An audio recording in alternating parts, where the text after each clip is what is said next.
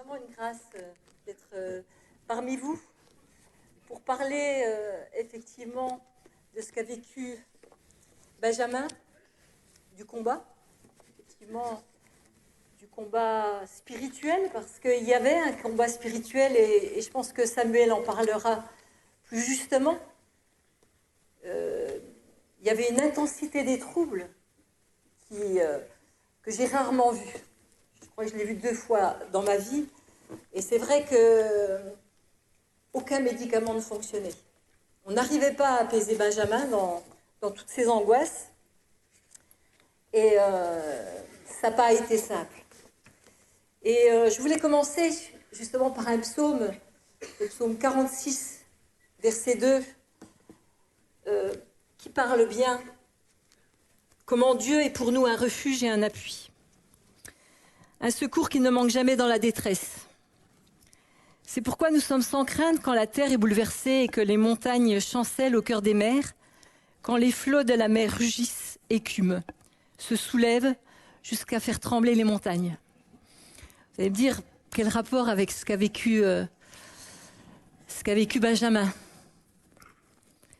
Je veux dire que quand l'identité est ébranlée, quand tout ce qu'on a construit à l'intérieur de soi, on a l'impression que tout se détruit. Ses repères, ses convictions, ses croyances, effectivement, étaient bouleversés. Et Benjamin l'a tellement bien dit que Dieu était un refuge. Il a été confronté à une crise psychique douloureuse. Vous l'avez compris. C'est ton témoignage, ta description le montrait bien. L'angoisse qui était présente, l'angoisse qui dominait sa vie, désorganisait toute sa personnalité. Il y avait les conflits internes qu'il éprouvait, tentaient vraiment de détruire sa personnalité. Et je pense qu'un certain nombre de jeunes personnes qui rentrent dans la vie d'adulte sont parfois confrontées au même combat. Peut-être pas avec la même intensité, parce que l'intensité était incroyable, débordante. Mais on ne crée pas sa personnalité, on ne prend pas des choix. Hein, c'est une période bien particulière où on est confronté à des choix face à la quête de notre vie d'adulte. Et c'est pas toujours simple. Et Benjamin vraiment avait un sentiment de menace, de désorganisation, un sentiment d'impuissance totale. Et vraiment un sentiment aussi de solitude, de vide. Et une perte d'ancrage. C'est vrai qu'on était là, on l'accompagnait, mais voilà, la terre avait glissé sous ses pieds. Il y avait comme une reviviscence peut-être de certaines peurs de l'enfance. Parce que quand on se construit, eh bien effectivement, vous qui avez des enfants, vous savez qu'il y a des angoisses au fur et à mesure de la construction de la personnalité. Peur d'être abandonné, peur du rejet, peur de s'affirmer, peur de l'échec. Et souvent à cette période, eh bien, un ensemble de peurs est à nouveau refont surface. À la question « qui suis-je ?», souvent le jeune adulte ne parvient pas à trouver son identité qu'au prix d'une période de confusion. Et qui doit, pour nous, nous savons qu'il doit lui permettre de découvrir vraiment ce qu'est être enfant de Dieu. Et moi, en tant que psychiatre, c'est vrai que je trouve cette période une période à la fois extraordinaire, riche, parce que tout l'acquis, et notamment les connaissances chrétiennes que l'on donne à nos enfants, sont éprouvées pour permettre eh bien, vraiment l'acceptation de notre identité en Christ. Les crises identitaires, eh bien, elles ne débutent pas, elles ne se terminent pas à 20 ans. Je suis désolée, il y en aura d'autres. Et certains disent qu'à chaque dizaine de sa vie, sa crise existentielle. À 20 ans, le choix des études, les orientations professionnelles. À 30 ans, lors des grandes décisions, notamment le statut social, le mariage. À 40, le bilan des années passées, et c'est l'avenir. À 50, une nouvelle remise en question, mais aussi de l'entourage. Les hommes deviendraient existentialistes alors que les femmes souffriraient du nid vide. À 60 ans, l'approche de la retraite. Toutes ces crises peuvent jeter une personne équilibrée dans une spirale de peur et d'angoisse. Et je pense que vous avez tous connu des périodes où on se sent vulnérable, humain, fragile, et c'est là où vraiment on a besoin de la grâce de Dieu. Quelqu'un a dit, l'angoisse est une manière de réagir de quelqu'un qui n'a pas encore trouvé de refuge et de solution en face d'une situation. Combien cherchent un refuge dans les paradis artificiels, des forteresses de raisonnement, des mécanismes psychologiques de défense. Mais nous savons que tous ces édifices rendent esclaves, isolent et emprisonnent. Combien notre jeunesse aujourd'hui est esclave de tant de drogue, de tant d'esclavage, parce qu'il y a un vide à l'intérieur d'eux. Et c'est vrai que si nous mettons notre confiance dans quelque chose qui est susceptible d'être ébranlé, eh bien au moment des tempêtes de la vie, ça deviendra des fausses sécurités et ça se transformera en peur et en angoisse. Et Benjamin parlait des barreaux, et c'est vrai que parfois, et je l'ai vécu dans ma vie, et je pense que vous l'avez vécu, des fois Dieu secoue les barreaux de notre cage de peur pour mettre en évidence nos insécurités.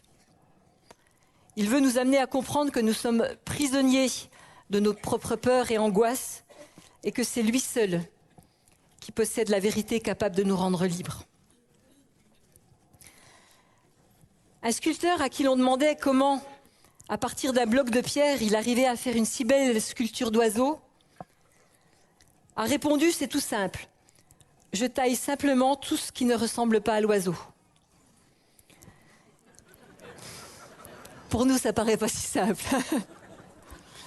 Et c'est vrai que Dieu est monde en nous, parfois. Et parfois, c'est douloureux. Tout ce qui n'est pas à l'image de Jésus. Et parfois, il y a des angoisses, des phobies qui sont enracinées en nous. On n'a pas tous, comme je le disais hier, connu une famille chrétienne. Et parfois, avant notre conversion, eh bien, on a créé des forteresses mentales, ou des schémas de pensée qui sont imprimés au fer rouge dans notre esprit par leur répétition. Combien de gens ont été traumatisés? Combien de gens ont manqué d'amour? Et combien de gens, parfois, se répètent à longueur de journée, je ne suis pas aimé, je ne vaux rien.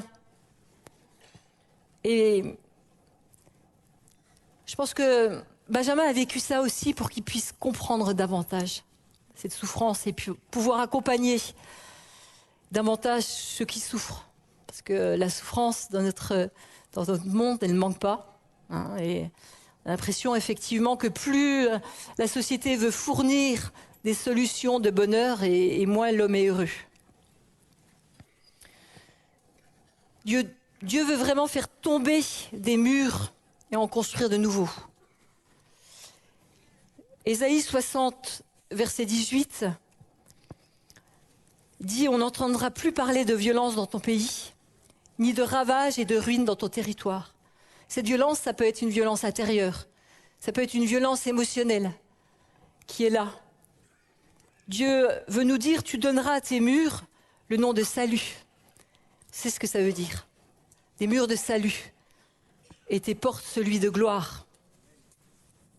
Et combien face à tous ces mensonges qui peuvent être dans les têtes de certaines personnes, Parfois, les gens sont découragés.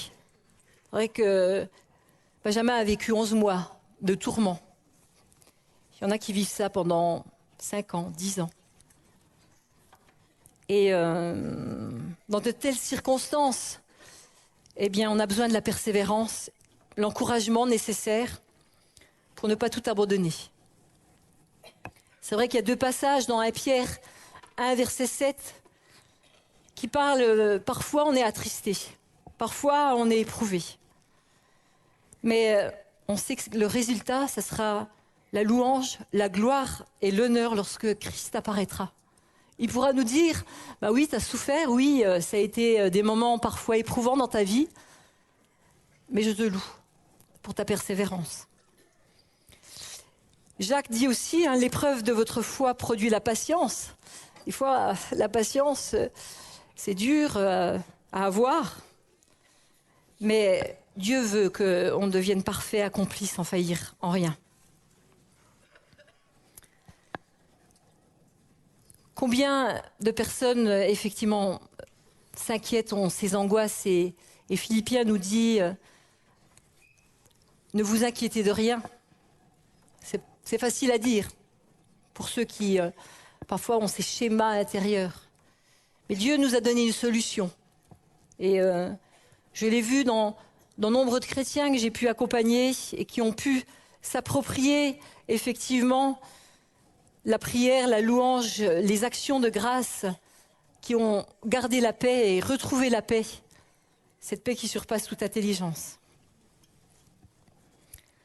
Et on sait qu'en Christ, en lui appartient corporellement toute la plénitude de la divinité, et nous savons qu'on peut s'appuyer sur lui.